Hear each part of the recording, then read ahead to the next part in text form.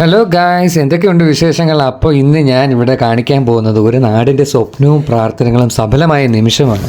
ഞങ്ങളുടെ Pulinkunnu cent Mary's വലിയ പള്ളിയുടെ ഭാഗമായ സെൻറ്റ് തെരേസാസ് കിഴക്കേത്തലക്കൽ കുരിശുപള്ളിയുടെ നിർമ്മാണ പ്രവർത്തനങ്ങളാണ് ഈ കാണുന്നത്. 125 വർഷത്തിലേറെ പഴക്കമുണ്ടായിരുന്ന പഴയ പള്ളി കാലക്രമേണ ഉപയോഗിക്കാനാവാത്ത വിധം തകർന്നുകൊണ്ടിരിക്കുകയായിരുന്നു. ആ പഴയ പള്ളി പൊളിച്ച് പകരം പുതിയ പള്ളി പണിയാനായി ഇവിടുത്തെ വിശ്വാസ സമൂഹത്തിൻ്റെ ദൃഢനിശ്ചയവും ത്യാഗവുമുണ്ട്. അമ്മ ത്രേസ്യാമ്മയുടെ നാമം പേറുന്ന ഈ ദേവാലയത്തിനായി സ്വപ്നം കാണുകയും പ്രാർത്ഥിക്കുകയും അകമഴിഞ്ഞ് സഹകരിക്കുകയും സഹായിക്കുകയും ചെയ്ത എല്ലാവരെയും ദൈവം അനുഗ്രഹിക്കട്ടെ.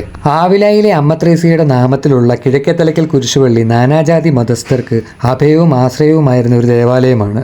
2025 ഒക്ടോബർ 15-ാം തീയതി അമ്മ ത്രേസ്യയുടെ തിരുനാൾ ദിവസം ചങ്ങനാശ്ശേരി അതിരൂപത ആർച്ച് ബിഷപ്പ് മാർ തോമസ് തറയിൽ പിതാവ് കൂദാശകർമ്മം നിർവഹിച്ച് ദൈവാരാധനയ്ക്കായി തുറന്നു കൊടുക്കുന്നതിനായുള്ള ഒരുക്കത്തിലാണ് വിശ്വാസ സമൂഹം.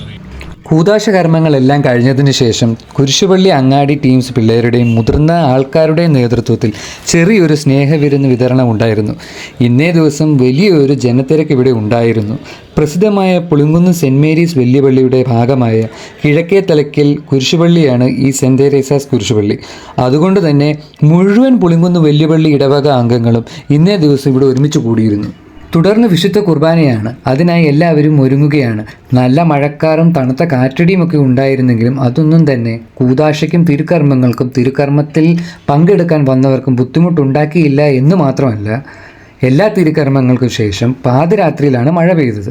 തിരുക്കർമ്മങ്ങൾക്ക് ശേഷം നന്ദി പ്രസംഗത്തിൽ പ്രധാന കാർമ്മികൻ NSS SNDPയോടും നാട്ടുകാരോടും മുഴുവൻ വിശ്വാസികളോടും അവർ തന്ന സ്നേഹത്തിനും സഹകരണത്തിനും സഹായത്തിനും ദൈവത്തിൻ്റെ നാമത്തിൽ നന്ദി അറിയിക്കുകയും ചെയ്തു.